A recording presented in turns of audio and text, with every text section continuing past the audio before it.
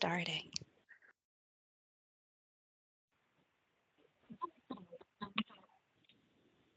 All right. All right. Good morning, everybody. Morning. Get this going here. And all right, now I'm ready to. I've got the agenda. Okay. Good morning, everybody. Welcome to our November meeting. Would the clerk please take the roll? Thank you. Chair Spey. Present. Commissioner Demas. Commissioner Gamboa. Present. Commissioner Jasmine. Present. Commissioner Tran. Director Armstrong. Here. Present. AAG Lamson. Present. For the record, Allison River, Commission Clerk, and any other callers on the line wishing to introduce themselves may take themselves off mute and do so now.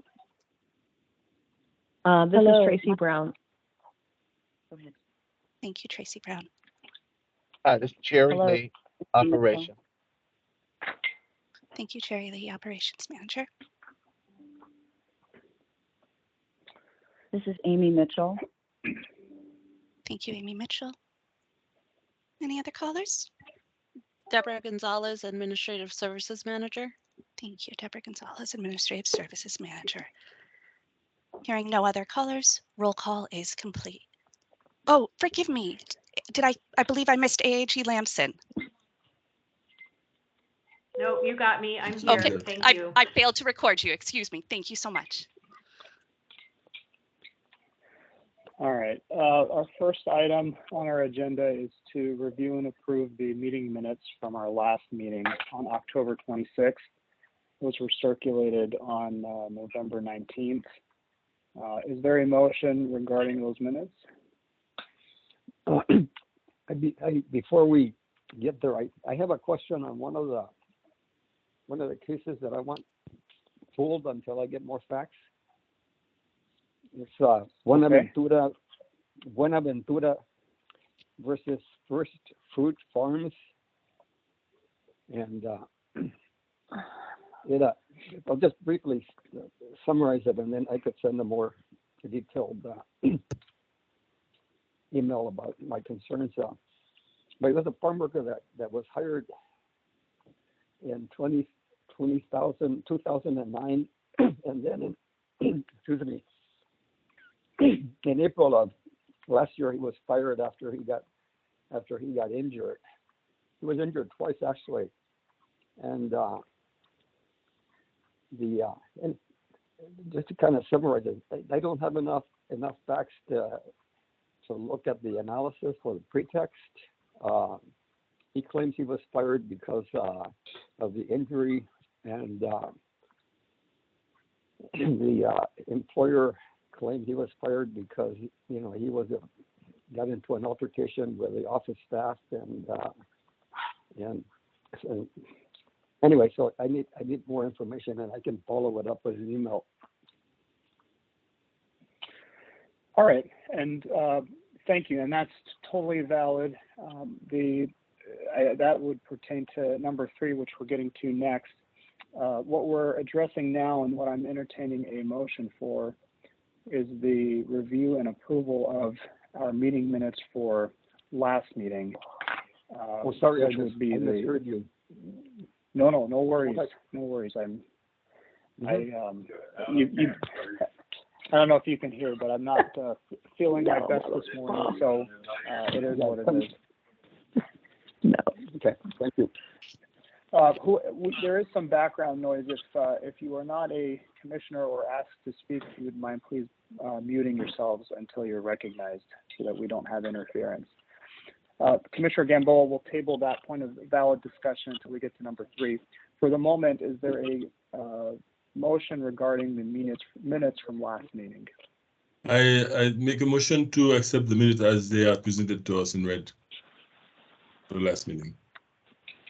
Okay. I second the Is motion. there a second? All right, motion's been made and seconded. All those in favor say aye. Aye. Aye. All those opposed?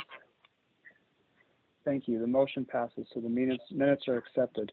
All right, so now number 3 is the case closures. Commissioner Gamboa, the case that you're referring to sits on PDF 2. Right. And the request is to pull that. Is there anything else that we need to address regarding the other cases that have been presented to us? Looks like there were 27 this month. I have no other comments.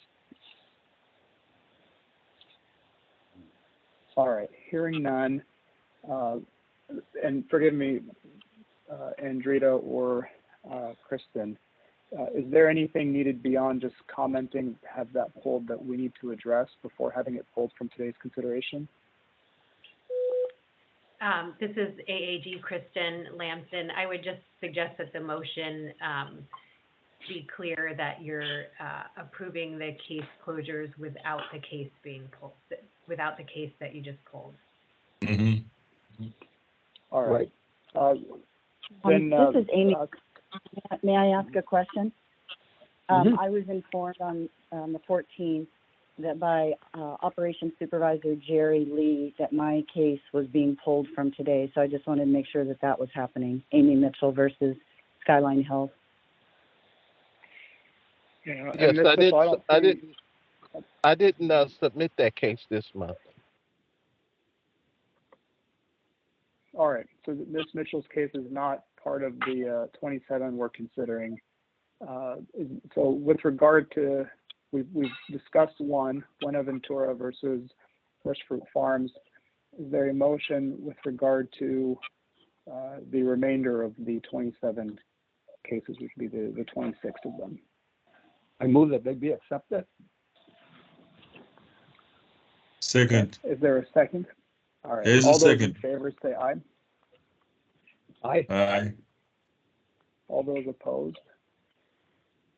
All right, hearing none. The 26 cases presented to us in our meeting case closure log are accepted with the exception of Buenaventura versus First Fruit Farms. Yeah. All right, thank you everybody for your review, and thank you for the commission staff for your diligence and preparing the materials regarding those case closures. Up next is our executive director reporting. Andrita, I'll kick it to you. Okay, thank you. It was recently brought to the attention of the agency that 2 cases were closed by the approval of the commission, but and those 2 cases were, one was closed in September and the other was closed in October. The names of those cases are Kobe Silver Hewitt and versus Highland Ridge at Bonnie Lake, and also Michael Salgado versus Issaquah Parkview. The reason why those cases were brought to our attention is unbeknownst to us and also the Chair Spey, that there is a member of Chair Spey's law firm that represented one of the parties, and in those cases, Chair Spey certainly voted, and they were accepted. However, because we want the appearance certainly of fairness, I'm asking, the agency is asking the commission to ratify and confirm that the case closure of those cases are not part of the September or October closure, but we will close them today, and Chair Spey will recuse himself from the vote. That is our way of curing it. However, the issue we're preventing it happening again by I'm working with staff to be able to identify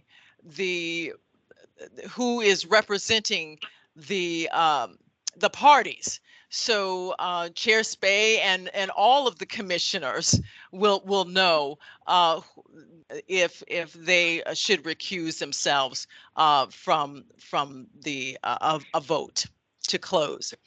So I'm asking for a motion to confirm that the closure of those two cases would be considered to close now, and to and ask for a vote on the closure of those two cases, and for Chair Spay to recuse himself from the vote. Did I do that correctly? I'm sorry, Kristen. Yes, I believe you did. Yeah. Okay. I have a question. If the Chair Spade recluses himself, do we have a quorum? Yes, that's what I was asking. Do we have a quorum for that to vote? I said we only have 3 people on right now. I do believe that Commissioner Demas has joined the call. Am I correct? Commissioner Demas, are you on with us at this point? You're muted, Commissioner Demas. Okay. Yes, I am on. I had some connectivity issues, but I'm here now. I'm glad you can join us. Thank you. Thank you. Okay, sorry. Very sorry. No, thank you. Jay doesn't remember the owners. Oh, Kennedy Wilson. All right, so the question is do we have a quorum if I recuse myself? The answer is yes. And I think, you know, it's beneficial for me to say optics are everything, and reality is, you know, something we need to make clear. When I reviewed these matters, you know, and the materials are present, there was absolutely no indication that my firm was involved. And if I had known that, that would be patently improper for me to participate in that vote. I don't do this type of work professionally. I do transportation litigation, and so this would not even be something that would come across my desk.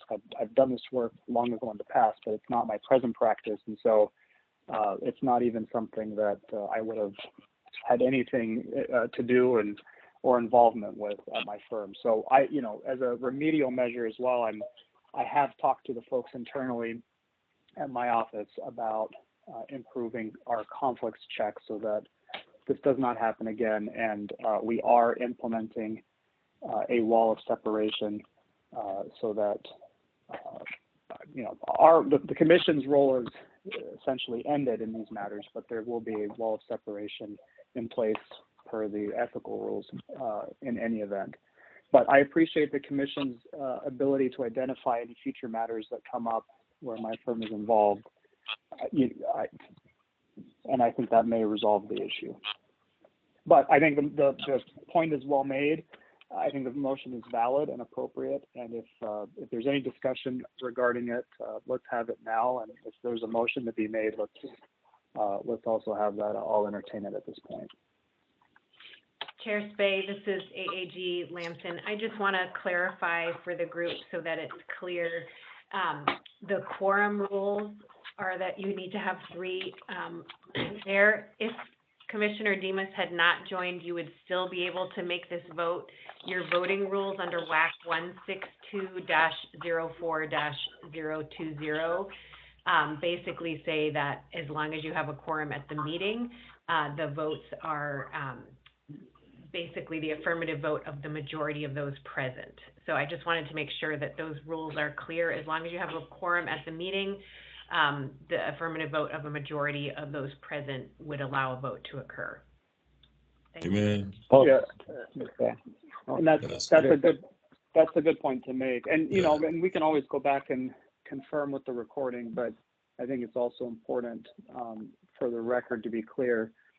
In the same manner that I entertained a motion and heard votes and abstentions and nays today, that was what was done at the last meeting. I did not affirmatively vote to approve any cases last time, and that's not because it was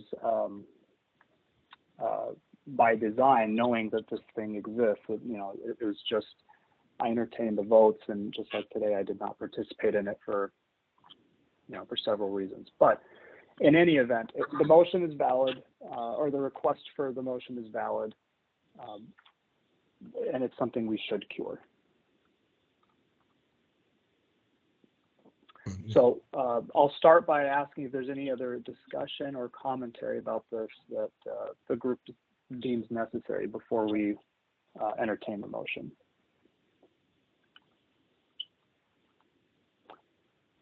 All right, hearing none, is there a motion to be made with regard to the two cases that our executive director has briefed us about? I make a motion that the two cases are passed and on the decisions made, and then I made the motion that they be passed. All right, Or is did there a that second? Delgado? A second. All right. I will not vote in this. I'm recusing myself, but for those who are voting members still present, all those in favor say aye. Aye. Okay. Any opposed? All right. Thank you. The motion passes. And thank you, Executive Director Armstrong, for bringing that up. That's something that sometimes slips through the cracks, and it's always an undesired thing to have to deal with. But I appreciate you bringing it up, and thank you for the group for resolving it. Thank you. And and the only other thing I just want to mention in regards to the commission retreat, I wanted to mention the last meeting, but in this meeting, we're looking at adding to the commission retreat someone from the AAG or from the AGO, the Attorney General's office, to talk about guest workers and public accommodation and employment issues as it relates to farm workers, particularly female farm workers.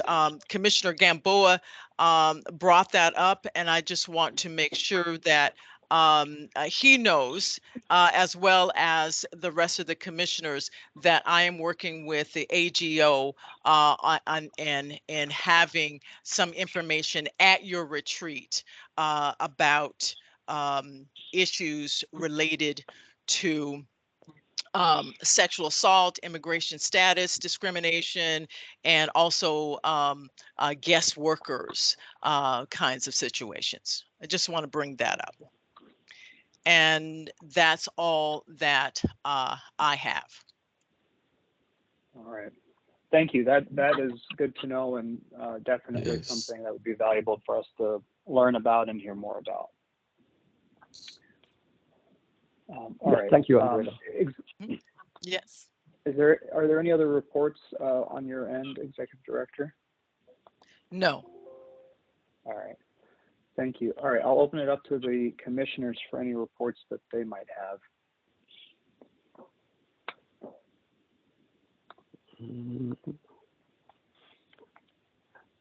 All right. Hearing none, I'll pass it.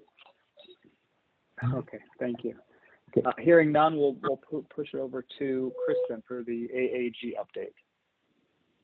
Thank you. Good morning. I actually do have 3 cases to report back for you this morning, and all 3 of these cases are cases that have been handled by our Civil Rights Division. So the first case is Human Rights Commission versus Saraceno. On November 6th of this year, that case proceeded to a bench trial in Spokane County Superior Court before Judge Charnel. I do not know how to pronounce the last name. I apologize. I think it's Jill Kengren. The commission brought multiple claims of housing discrimination and retaliation against defendants. Oh, excuse me, there's somebody typing. Would they be able to mute? Thank you. The commission brought multiple claims of housing discrimination and retaliation against defendants Francine Saraceno and the estate of her late husband and co-landlord Robert Saraceno For decades, Robert Saraceno systematically harassed, threatened, sexually assaulted, stalked, surveilled, evicted, and retaliated against female tenants and their families at 4 rental properties in the Spokane area.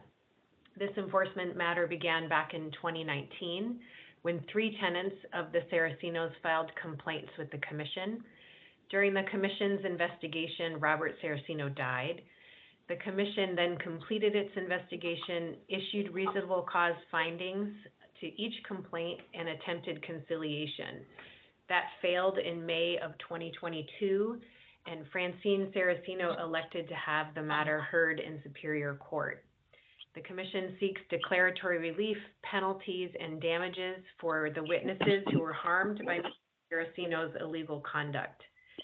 The commission called 11 witnesses over 3 days, including 7 former tenants and the human rights investigator, Heidi Termer. The commission rested its case on November 8th. Defendants presented their evidence and rested on November 9th. The parties will now provide to the court proposed findings of fact and conclusions of law, as well as some short supplemental briefing by November 28th.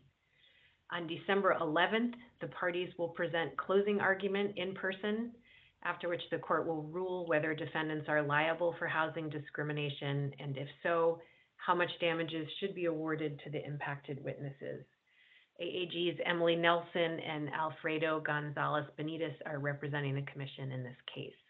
So this one's ongoing, and we hope to have a report for the commission after that December 11th presentation at a hearing for closing arguments. The second case is called Human Rights Commission versus Hughes Group. The Attorney General tried this employment discrimination case on behalf of the commission in the Office of the Administrative Hearings on June 5th and 6th of this year. Judge Dupree issued a final order on September 29th of this year, granting a total of $36,877.21. That amount is inclusive of back pay, out-of-pocket expenses, and $20,000 in emotional distress damages, which is the maximum allowed by the statute. The administrative law judge found that the complaint had been fired after opposing sexual harassment.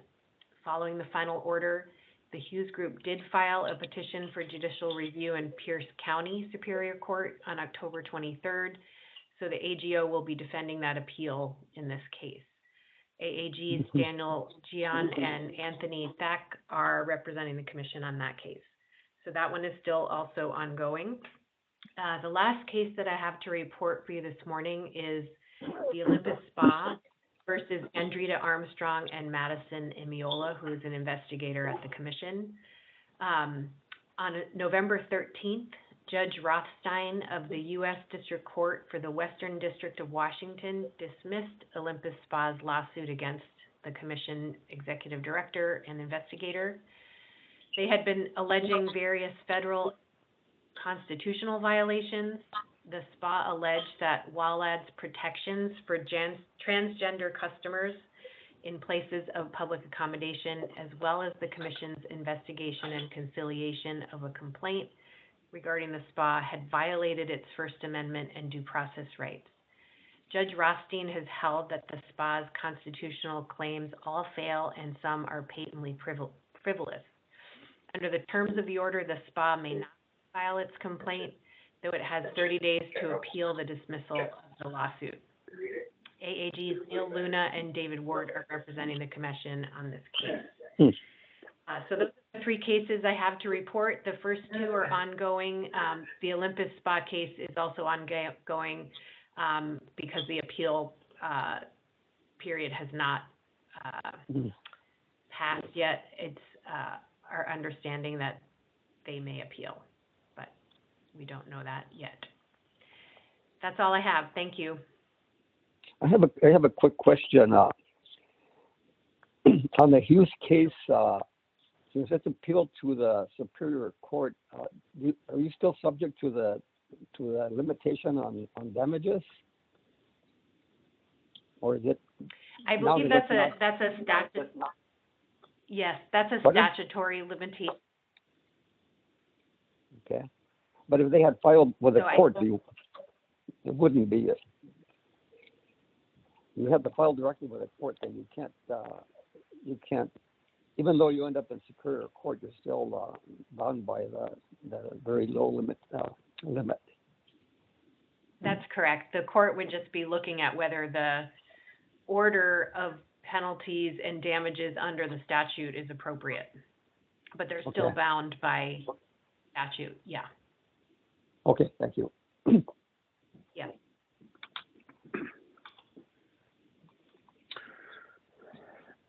Thank you for that update. Are there any other questions regarding the three matters?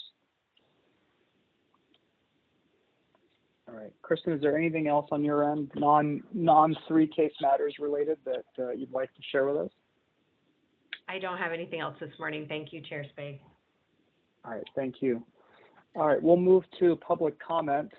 I believe I may have heard at least one member of the public present for the meeting.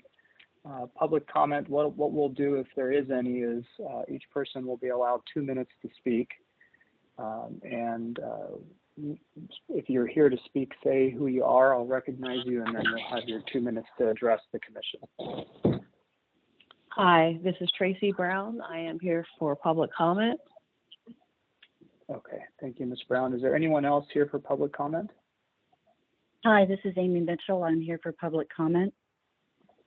Good morning, Ms. Mitchell. All right, anyone else?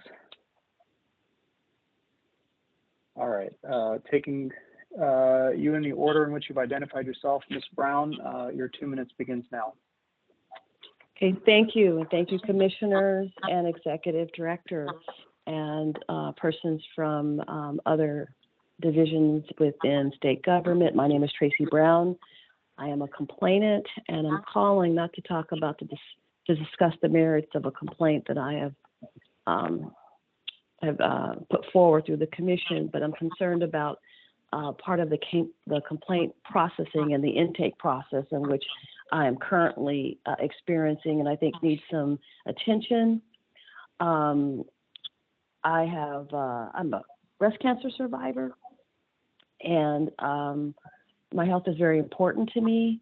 But the complaint I brought forward, the process, I think needs some concern. Whereas I'm very concerned about, backlog. I was told that it was going to take at least 1 year to obtain a draft of my complaint to review and sign. I have been through these processes before. A year is troubling for several different reasons, for jurisdiction issues and a perspective of, sort of perceived as just delayed is sort of denied.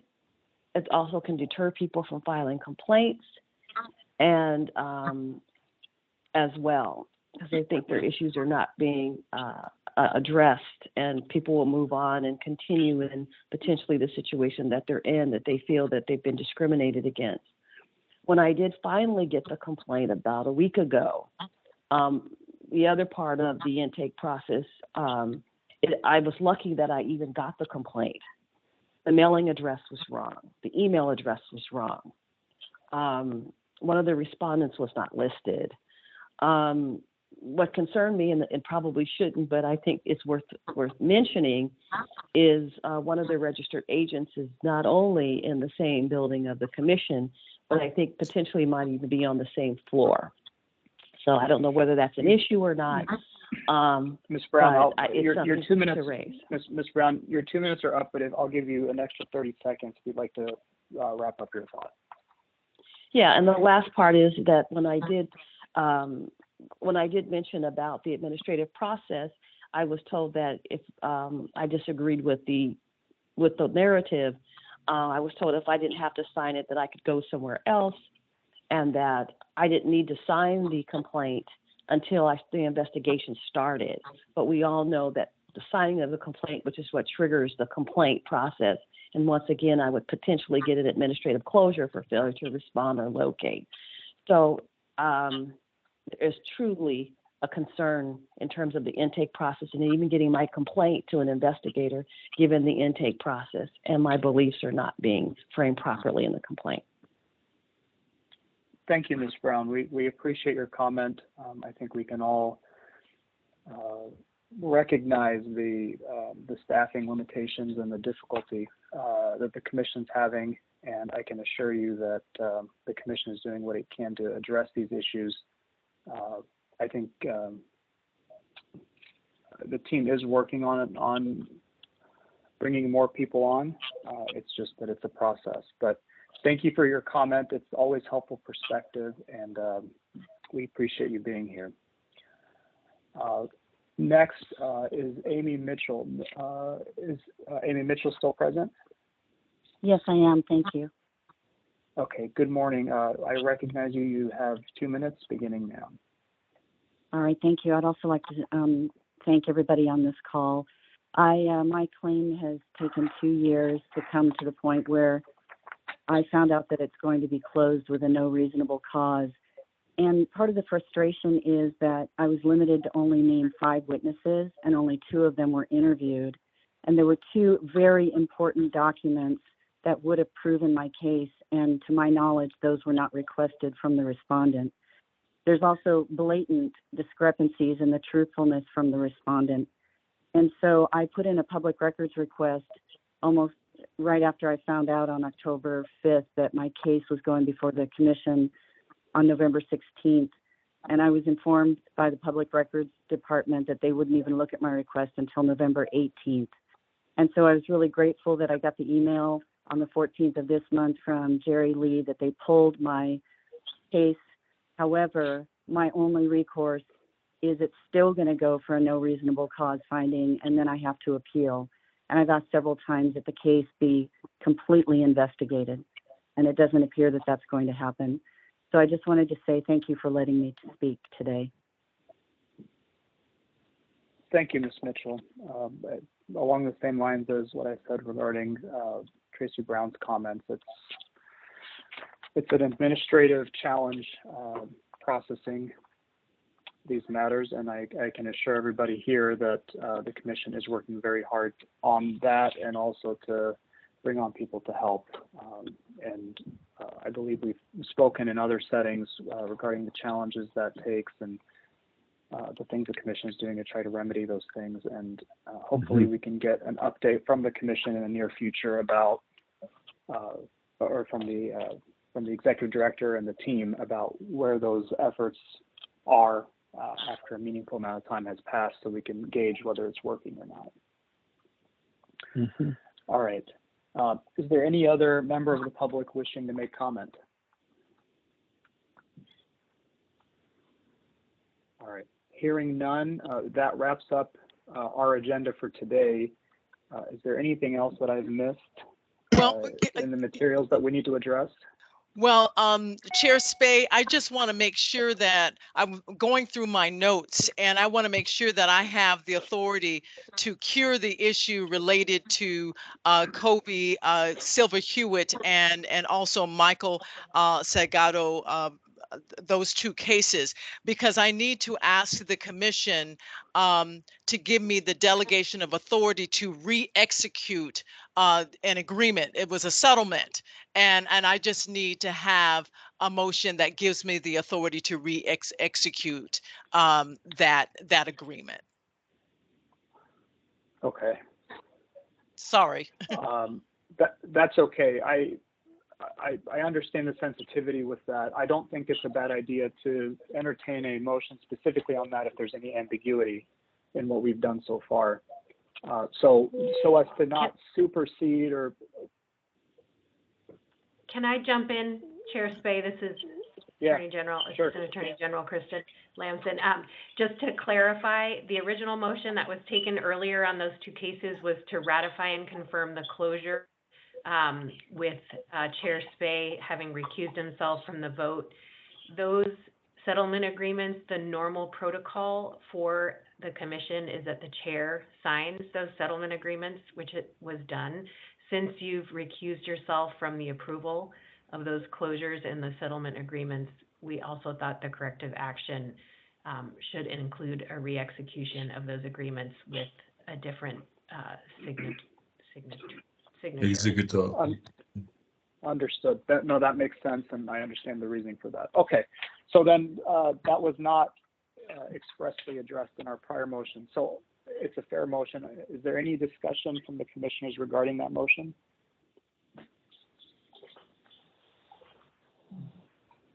All right, hearing none, I'll entertain a motion.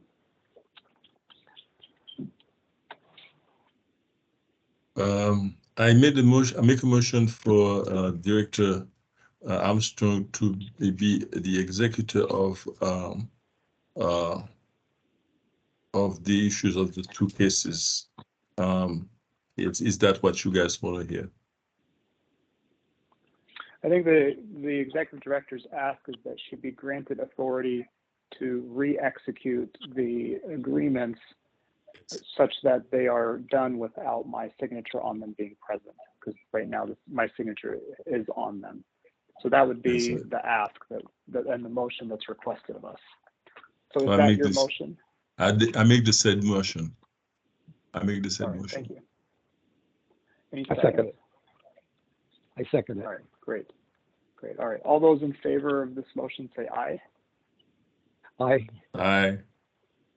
All those opposed? All right. And I am not participating in this vote.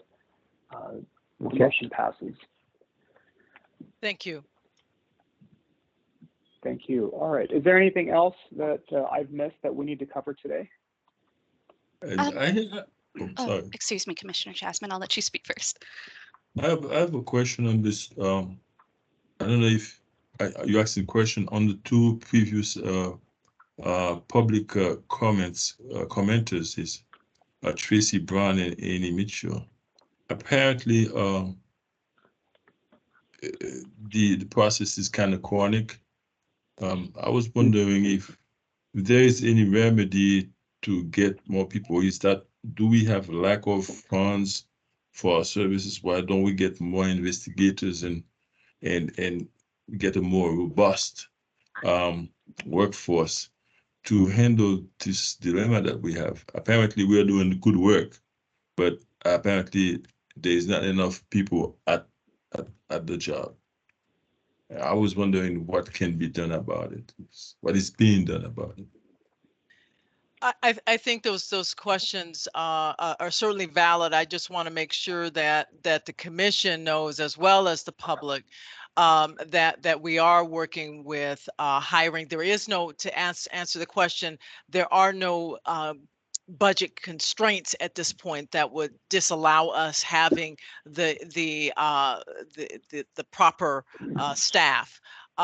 There was a number of there was some turnover in our support staff, as well as in the investigators, and we are overcoming that. We are in the process of hiring additional support staff that will handle particularly intake kinds of things, as well as investigators. So not only is this case is really representative of the kind of issues that we have with a backlog and with turnover in the area that relates to intake as well as investigations.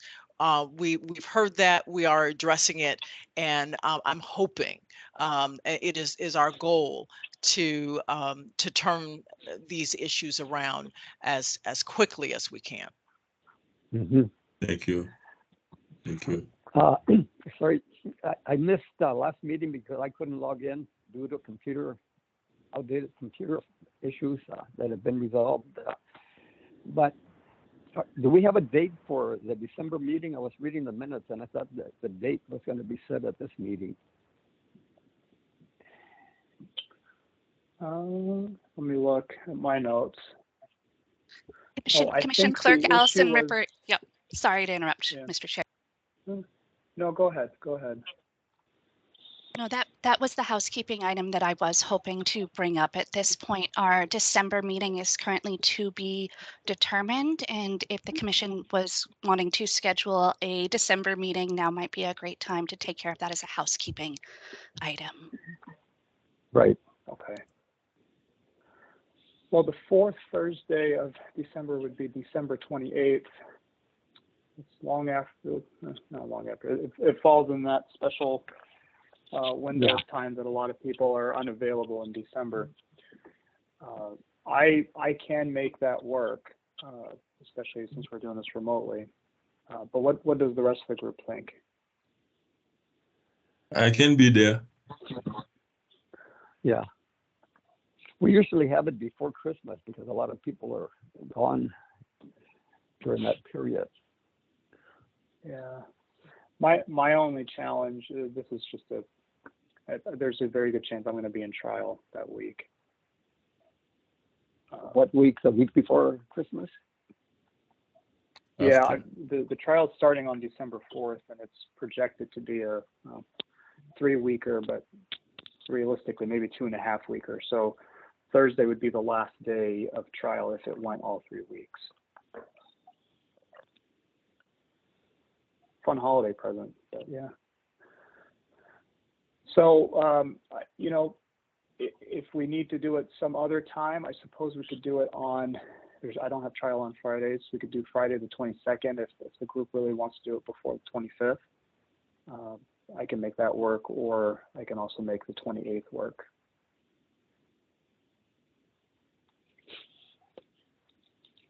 Okay, I mean, I can do it the 28th. That's all right. Well, is there any issue on the staff side for those attending with having the meeting at the 28th? No, there is no issue here. No issue here. Thank you. Okay. Well, let's set it for the 28th. That's in keeping with our 4th Thursday of the month.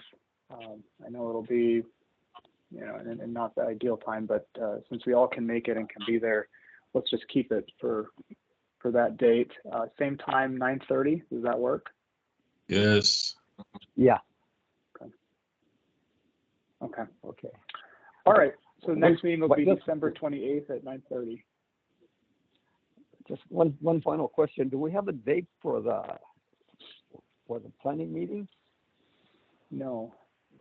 No, Okay. I believe where we left that off last time was that there was going to be some follow-up discussion, and I know I owe Andrea a phone call in that regard. I know there was an effort to speak to each of us to help formulate and craft an agenda, but I think we were talking about possibly having it during in January, potentially overlapping with our January meeting. It would be a time when the legislature's in session, which would have some benefit for us to be there during that time, but that things would become clearer as that neared in terms of what we're trying to accomplish and what the agenda would be. Andrea, from your perspective, do you have enough at this point, based on who you've talked to and what you've done, to begin talking about a date for that in January, or not yet? I think we have enough. There's still a couple of commissioners that I want to weigh in. So between now and our December, your December meeting, I should have talked with those two, and I think we do have enough agenda items to go forward with a retreat in January. Okay. We can certainly put that on the agenda at the next meeting. Yeah, I mean, you know, just because some folks are traveling to Olympia for this and we're doing it in person, I think it's only fair that we at least collectively have a potential understanding of what date that might be. And, you know, the more notice, the better. But if we were to overlap it with our January 25th meeting, as of right now, does that pose any unworkable issues or conflicts with anybody? January That's fine with me. 25th. January 25th, what day is that? It'd be the 4th Thursday of January. I can make it. Okay. And that simplifies things. We can do the meeting and then, you know, after the meeting ends, do our retreat and then go from there. So why don't we tentatively pencil that in? Of course, if that needs to change or be modified, we can address that in December. But for our planning purposes and calendaring purposes, I know my January gets very, very busy quickly. I'm sure everybody else is in Olympia. So let's pencil that in and then work to confirm that at the next meeting, along with more clarity on details and agenda items and such. Okay, Thanks for bringing that up. sure. All right. Anything else before we finish?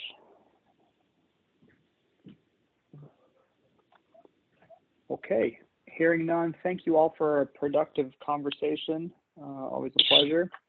And we'll adjourn and reconvene next month. Thank you all. Okay, thank you. Bye. Thank you. Bye. Bye-bye. Thank you all.